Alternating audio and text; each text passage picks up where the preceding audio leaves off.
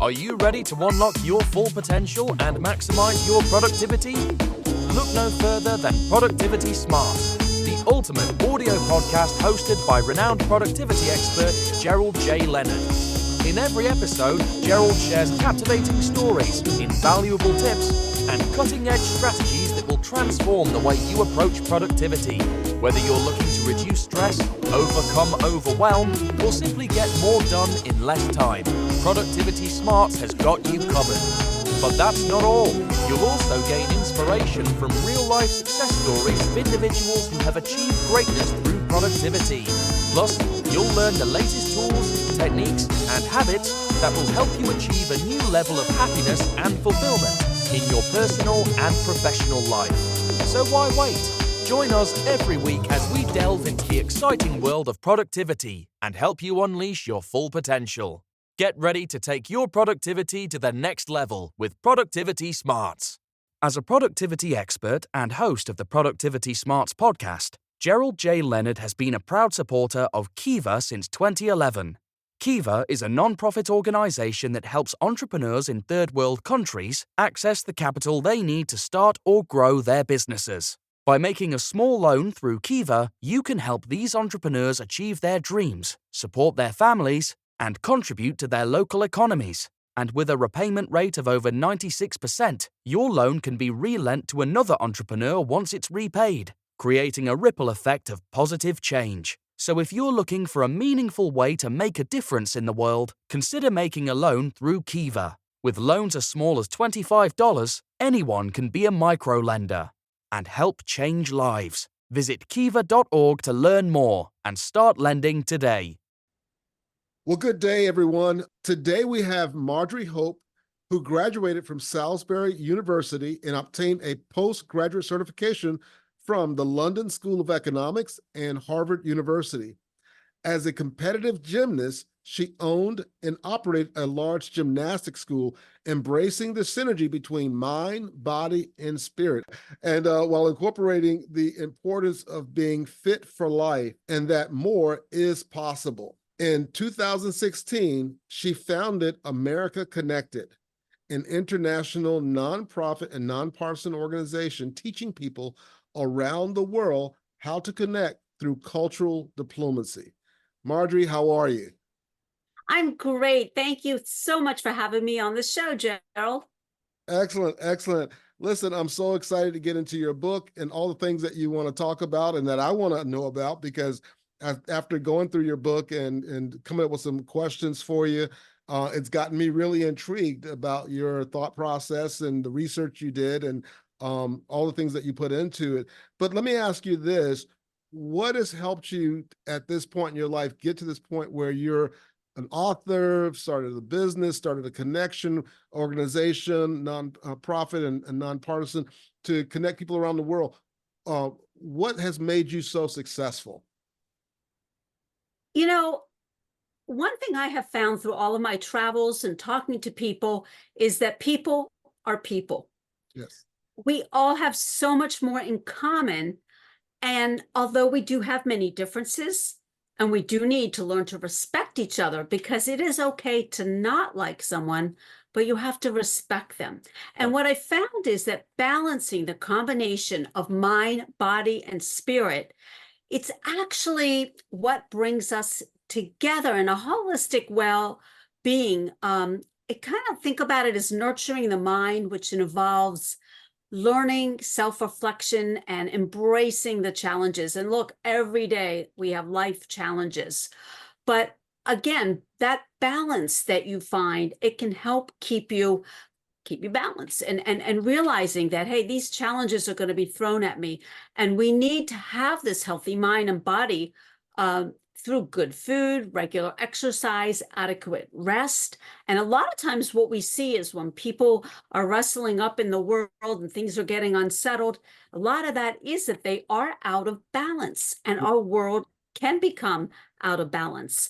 And it's a matter of stepping back and taking a deep breath and saying, it's okay, we can do this. And it's okay to not like what's going on.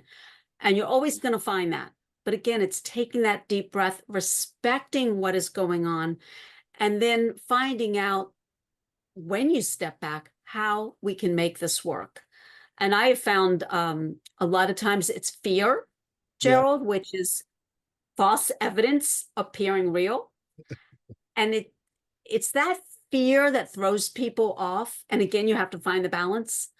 But what I found through my originally when I got started with this was through my political game that I was working with, is that people had fear and it was letting them kind of go off balance. And we don't need that in our world. We need unity. We need to bring everybody together and Right. find out how we can do that in the right way. Exactly, exactly. You know, when someone's focused on fear, one, it impacts the amygdala, and the amygdala shuts down the body, right? And it shuts down, Right. you know, it shuts down the thinking part of the brain, the prefrontal cortex, and now we're just kind of focused on, you know, the animal part of the brain, which is just survival, right? Fight, flight, freeze, and appease. We get into that state, and we can't think clearly when that happens.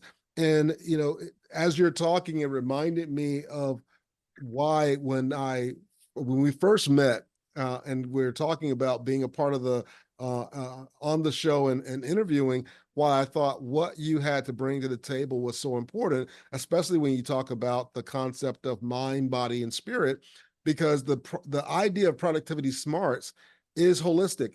It's about being aligned, right? It's not just about producing more and having more and doing more and you know, more. It's about how do you do it in a way that you not only get to the destination and enjoy the destination when you get there, but you also enjoy the journey. And the only way to do that is you take consideration of the mind, body, spirit experience holistically and doing that together.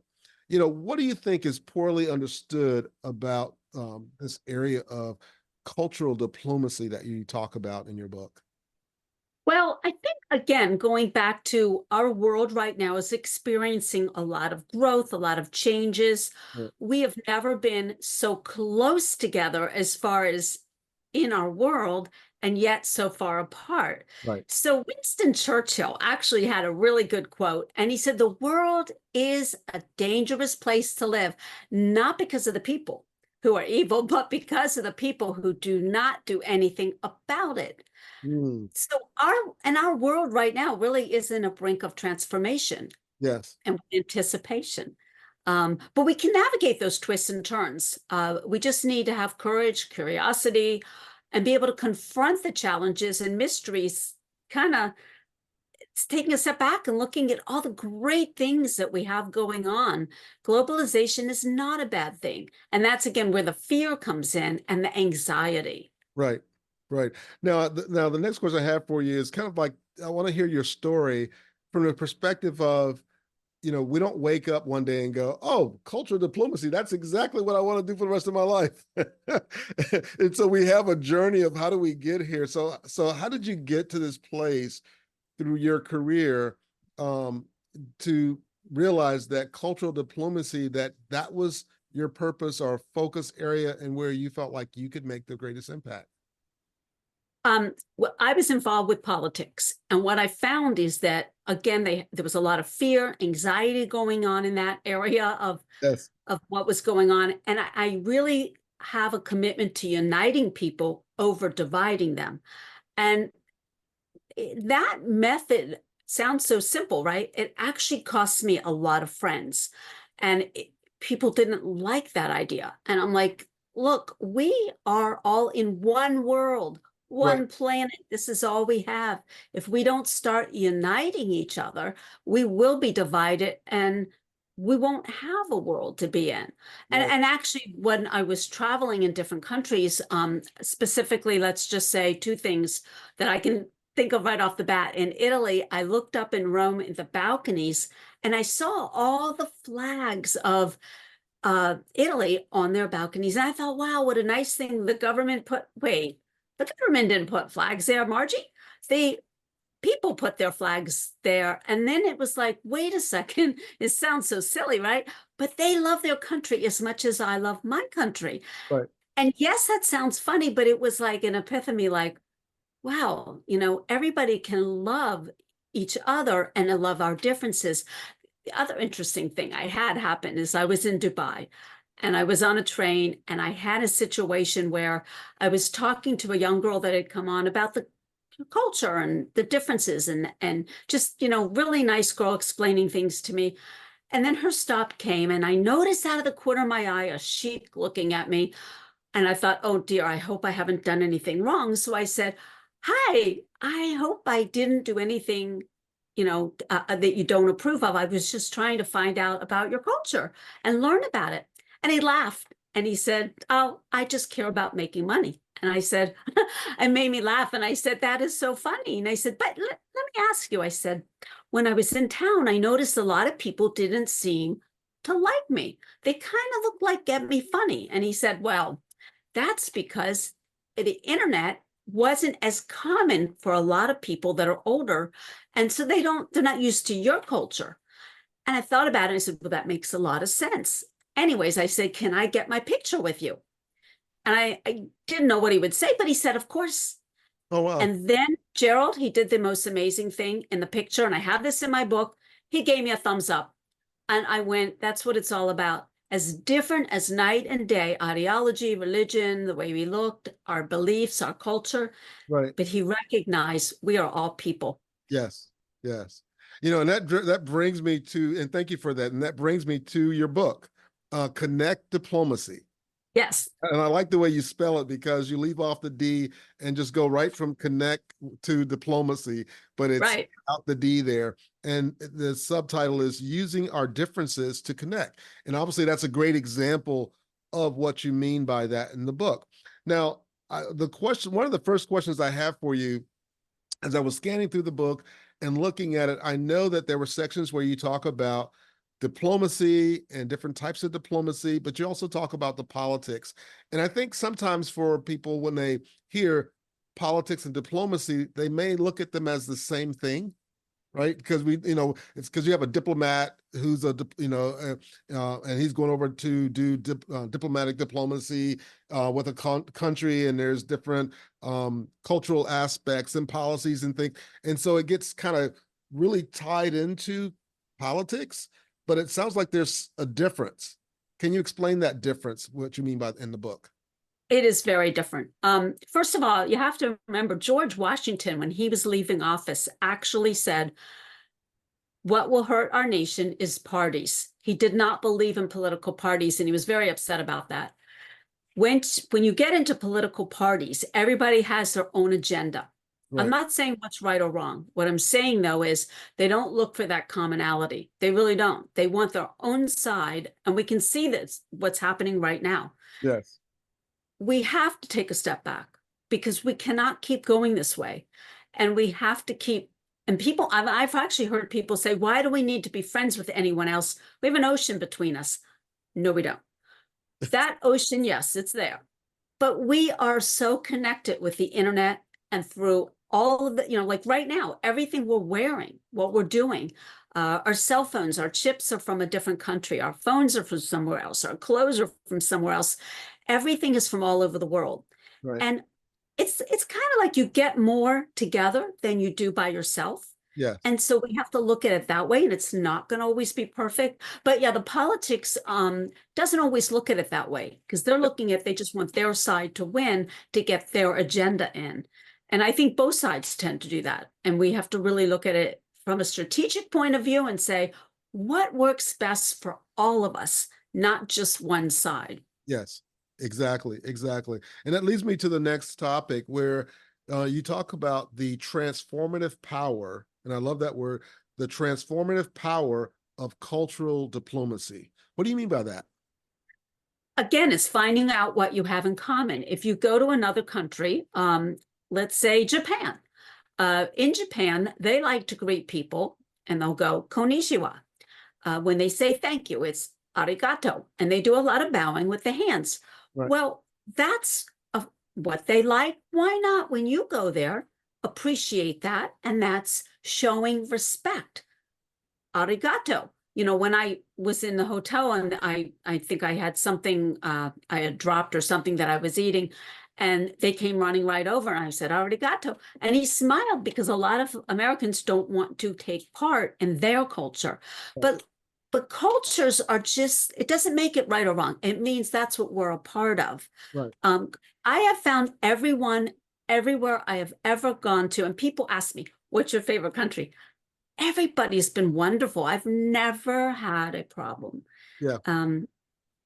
It's a funny story I'll tell you. I was in Japan, and we had visited the government center, Okay. like you might visit here. Right. And I walked out, we were hungry, and I thought, well, gosh, in America, I know that in the same building, there's a lot of different places like cafeterias you can eat. They must have something here. Oh, look, I found it. But then I saw a crowd over in the corner. So I asked what would be maybe the maitre d' there, I guess, what is going on over there? And he says, that is the prime minister. Oh, how exciting. I thought, can I go say hi? And he said, you can go say hi, if you want to. I said, okay. And so I said to my group I was with, I'll be back. And so I walked over and I said, I actually said, konnichiwa, hello. And you know what?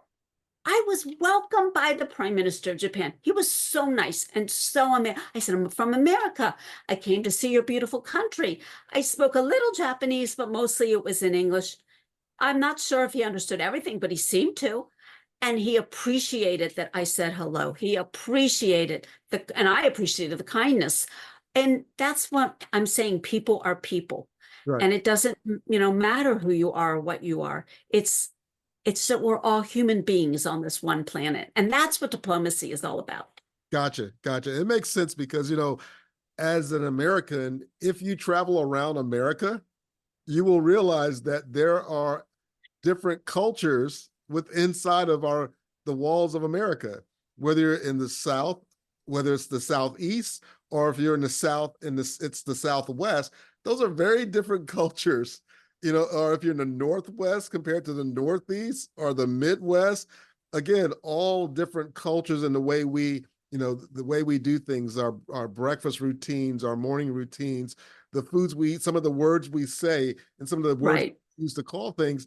And you can tend to stand out if you go to another part of the country and call a soda, and they're Right. calling it a pop. You're like, what's Right. it? Right? It's like a whole new language. And so, but it's the same way when you are in that culture, learning a little bit about that particular culture allows you to kind of fit in. And it also lets those who are from that culture know that you respect the way they do things. And it opens them up to be a little bit more influenced by you as well. So I can definitely see how that plays. Now, you also talk about the many faces of diplomacy. Can you talk about that? What do you mean by the many faces of diplomacy? Well, there's many different aspects to diplomacy. You can have diplomacy through music. You could have it through, going to a movie of a different culture, going to a restaurant, going to talk to people in a marketplace. Diplomacy is basically finding out what you have in common and embracing that. Again, you don't have to agree with it. You don't have to like it, Right. but respect it. And I think that's something that's very, very important. And we've all heard the phrase, the ugly American. What that really is about somebody thinking they're better than somebody else. And we do that, like you said, even in our country, oh, that person's from, and I mean no disrespect when I say this, but just for sake of kind of making my point, oh, he's from New York, that's why. I mean no disrespect, but it's just what I'm saying is we have to honestly think about it. You're visiting somebody in a different area than where you live, and they do things differently. And that's what diplomacy is about. Again, you don't have to agree with it, but why not respect their way of doing it? Because it works for them. Exactly. And you also talk about diplomacy connections. And the thing that you talk about were connectors is what you call it, connectors, diplomacy connectors, and you talk about the trifecta of cultural diplomacy, economic diplomacy, and public diplomacy. Can you expound on that a little bit? Yeah, in fact, I just did a post the other day on social media on economic diplomacy, Okay. which is money. And I'll just talk about that for a second. Money is a connector and it can be a disconnector, obviously. What's interesting right now, what we have going on in our world is cryptocurrency. Right. Again, fear a lot of people have. Now, it's not real popular yet, and a lot of people have the fear about it. But here's what's good about it. If you're in Africa and you don't have a bank account and you don't even live near a bank, but with cryptocurrency, you don't need a bank. You don't need a bank account. So you can play in the same field as somebody living in America, let's say, and buying the same thing. And it's interesting how it works because it's connected us. Now, there's a lot of flaws with it and things I think have to be worked out. But the possibility to see how it can connect us is absolutely amazing. And another thing that happens is we had a situation, well, there was a situation in Africa, again, where there were 5 ports in Mombasa, Abidjan, I'm sorry, I don't have them all in my head, I forgot 3 of them, but they were ports that China had come and redone these ports for them and made them really nice. And so somebody from America came and said, why didn't you let America do it? And it was an interesting comment that this man said. He said, well, look, he goes, we would have, but you guys wanted to charge us for it. He goes, look around, we don't have any money. And he goes, well, and the American man said, well, you're going to owe China now. And he goes, you know what? You're right. But guess what? We now have a place to sleep and we now have food. So we'll worry about that because at least, you know, and that's what diplomacy is about. It's like they needed an even playing field Right. to be able to have the diplomacy. And yeah, the ocean between us used to be like that because 150 years ago, if you wanted to get to America, you could, there were no planes, but you could take a boat. Right. It might take you 3 months to get here at least. And now, like I said, with the internet, that's another form of diplomacy. And you can do that automatically. I actually, in my book, talked to over 100 countries, Gerald, but there are 60 in the book. And I asked everybody, and these were friends of friends and people I knew, and they were amazing. And I said, why do we need connect diplomacy? You know, why do we need to connect? But every single person, this is what was so amazing when I talk about this, we need to connect to have peace and live in our world. Some were in broken English, but amazingly, they all said the same. I had one girl from Iran who said to me in an email, I will only respond to your email if you promise in writing you will never use my name or I will be killed. So I responded to her, no problem, absolutely. And in the book, I've got her as name withheld per request. But she said the same thing. We need to connect to have peace in our world because everyone recognizes it. And that's why I said people are people. Exactly. That's very, very powerful. And, you know, between the cultural diplomacy and economic, and like I said, the public diplomacy of the internet, and, you know, and there's something too that I thought about that you allude to in your book, but it's also the way that we as people connect even on an energetic level with each other around the world. That, you know, the things that we do here, it does affect other people in other countries, even if you don't have face-to-face time with them or speak with them. It's just the human culture, the human being, our presence is so strong that it influences the earth that we live on, and it influences the vibration of what's going on in other countries. And so if we're striving to be people at peace and meditate in that holistic mindset of body, mind, and spirit, we can also positively impact the other parts of our world and our local culture as well as our international culture. What are your thoughts around that? Oh my goodness. I'm so excited with you saying this. I was taking a group right before the pandemic to India. Yeah. We had 11 people and I spoke to a yoga studio there and they were hesitant. And the one thing the woman said to me is, okay, if you do not speak politics. I said, of course not, no problem. she was a little weary of us. We got there, and after 1 hour, the first hour we did the yoga with them, and again, it was to connect. She came over to me and she said, now remember, she was weary of me, Right. but she said, whatever you're planning to do the rest of the day, and this was in the morning, cancel it. We are going to show you India. Now, that was amazing. She showed us and when someone says that to you, you go, absolutely, because you know you're getting to see the real thing. It was amazing. And not only that, she showed us a corner called Samendala, which has four religious areas. There's a church, a synagogue, a Hindu temple, and a mosque. They were there for and they're still there, 1,000 years.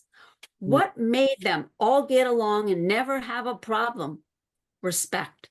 Right. So it taught me so much, because once she saw us face to face and she saw that we just wanted to connect, we just wanted to do yoga together, which is the oldest form of communication, by the way. Right. And I'll talk about that in a minute. But it was interesting that it connected us, and she's human to human, wanted us to see her world. So it was an amazing experience. That's amazing. That's amazing. In fact, it kind of leads me into one of the other things I wanted to ask you that I got from your book. And you talk about globalization, obviously, and obviously a lot of your examples, because of your background and travels and things that you've done around the world, are having an impact on that. But for those of us who are beginning to, or maybe we're in the middle of our careers and we're beginning to travel internationally, or we're speaking internationally, or we're trying to grow our businesses internationally, what tips do you have for someone trying to survive in a globalized world, and why are these tips that you're going to share so important? So I would say, don't think so much about it. Think about a little kid. Let's say a 2-year-old, a 1-year-old, whatever, 1, 2, 3 years old. They're learning how to walk and talk and get along in the world. They have no fear. As far as walking, they fall down 500 times before they get up and start walking, but Right. They never thought to not get back up. Right. Talking, same thing. My point is that we're all people. And the best thing I could tell a young person is go travel. It doesn't have to be believe me, I've never stayed in a 5-star hotel. I stay in very average places on purpose. I want to meet the people. I want to be with the people and learn. And I've seen people travel and they're wearing high heels, and I'm like, okay, you're not really traveling then, because to be out on these, streets that are uneven, but you can't be wearing high heels. So, I love meeting the people and talking to them. And that's the best thing a young person can do, and that's actually what we see happening, because they've brought back that international globalization, that we all can get more from each other. Right. And that's what makes it so exciting. Yeah. I mean, I heard this quote, and it says that the way a person changes and learns the most is from the books they read and the people they meet. Right. And, obviously, you read a book, and like, me reading your book, I'm able to digest years and years of your research within the 300 to 400 pages of your book. But when you talk with someone who has the kind of experience you have, it's transformative, because you give a new insight. Or if you travel to another country, I love international travel, because you learn, and it embodies, you're literally embodying the experience, right? Because you're smelling the food and you're seeing the scene. Yes. You're immersed in the culture. And I've never gone on an international trip and came back the same person. The person that Right. that trip, Exactly. not the same person that came back from that trip, because I remember years ago I went to the Philippines, and just being there and seeing how people live and the things that were going on and the program I was a part of, when I came back to America, I could not look at the world the same way. That's right. There's a few other countries I've been to that when I came back, my perspective, my vision of the world had been changed, but it also made me a lot more empathetic, sympathetic, and a lot more understanding of what other people's plights are, and less judgy and more compassionate to humanity, because you've been in their situation, not that you've actually walked in their shoes, but you've been immersed in their environment, that you could feel it. Does that make sense? Yeah, exactly. And it's the same thing. People are people. We all eat. We all breathe. We all have to go to the bathroom. I mean, it's just, these are the human being everyday things. Right. And when you go to another country, and by the way, when you get off the airplane, when you land in a new country, and there's always a sign like welcome to wherever you are. I don't know if this happened to you, Joe, but it gives you the most amazing feeling in the world. And I can't even put it into words unless you actually do it. And then you're going to be like, oh yeah, I remember Marjorie Hope told me that. When you land in a new country and you see that sign, you're like, I'm here. I'm actually in, whatever country it is. I'm in Spain. Oh my goodness. Now, and again, diplomacy is an interesting thing. I think this was in Italy, and I was at a pizza restaurant, and they kept ignoring me in English, but I know Spanish. So I spoke Spanish, and then they were like, oh, okay, we can help you. So that's a great example of diplomacy for whatever reason. And they were a small little restaurant. They, for whatever reason, didn't really like Americans. But when I spoke Spanish, it was like, oh, okay, well, she knows something. It must be okay. And I didn't really know much Italian. So it was like, okay, good, that worked.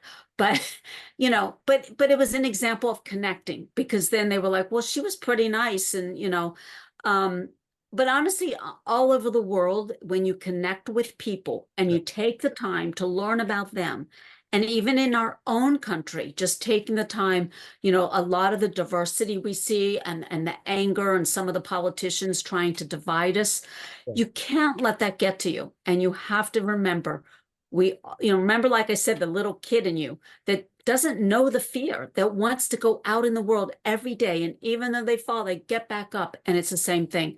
You can never give up, and you have to enjoy seeing that sunshine every day and the moon at night.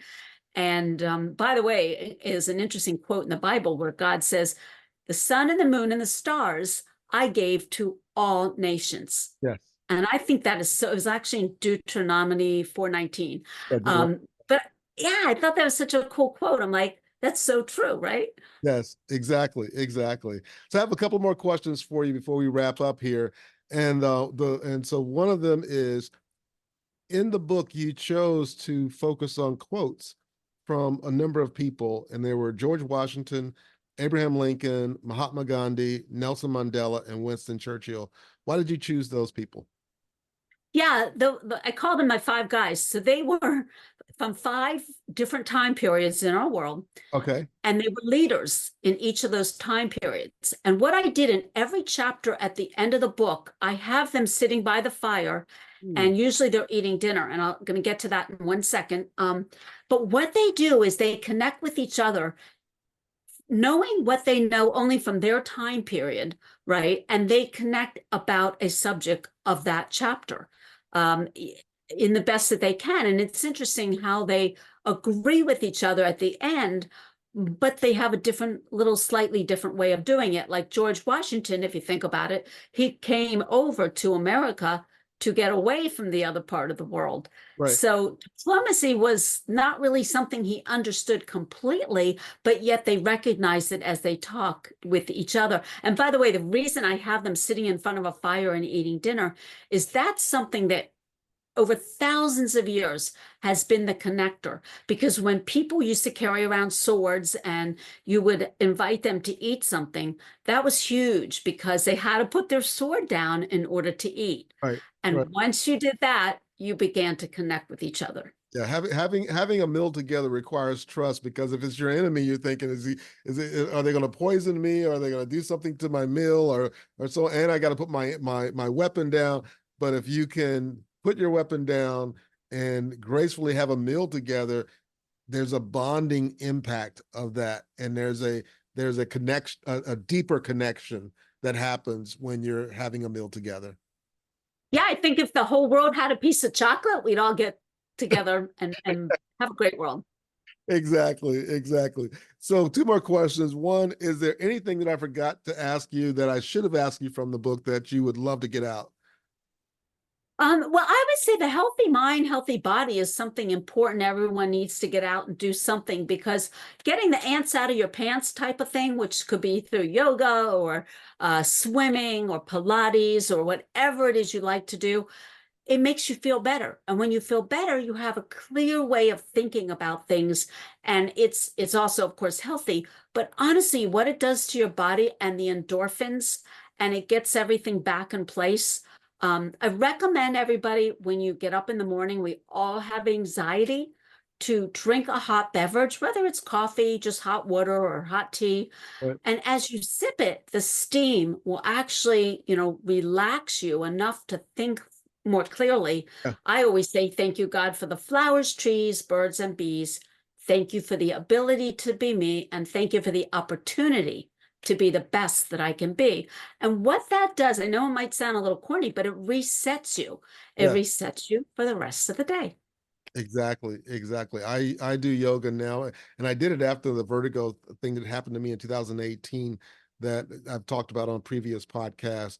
And that activity in the morning, basically, it's kind of like wringing out the wash rag. It's Right. like, It's resetting you. it's resetting me. It's reducing the stress that my body's carrying, and it really sets me up for a great day. And I love that saying. And there's so many different routines that you can take on to reset your day. Marjorie, if someone wants to know how to get in touch with you, where should they go? They can get to CONNECTIPLOMACY.com or Marjorie Hope at itsmarjoriehope.com. Excellent. Thank you so much for being on the show, and thank you so much for the book, and for writing it, and for just putting all of this wisdom and insight and things that you've experienced and have identified that I think so many of us would need to kind of grasp and spend some time in. I really enjoyed spending time in the book, and I really thank you and enjoyed this conversation with you. Thank you, Gerald. It was great. I had a great time. Excellent. Thank you. If you're enjoying the content and finding it valuable, we would appreciate it if you could take a moment and leave us a review. Your feedback is important to us and helps us reach a wider audience. If you leave us a 5-star review, it would mean the world to us. Not only does it help us improve the podcast, but it also helps us attract more sponsors and grow our community. Thank you again for your support and for listening to the Productivity Smarts podcast.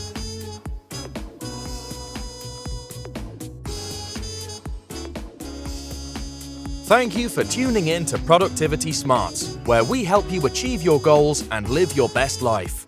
We hope you've gained valuable insights and actionable strategies to boost your productivity and increase your happiness and fulfillment. Remember to apply what you've learned and keep striving towards your goals. And if you haven't already, be sure to subscribe to our podcast for more inspiring episodes and expert advice from our host, Gerald J. Leonard. Until next time, keep pushing forward and unleashing your productivity smarts.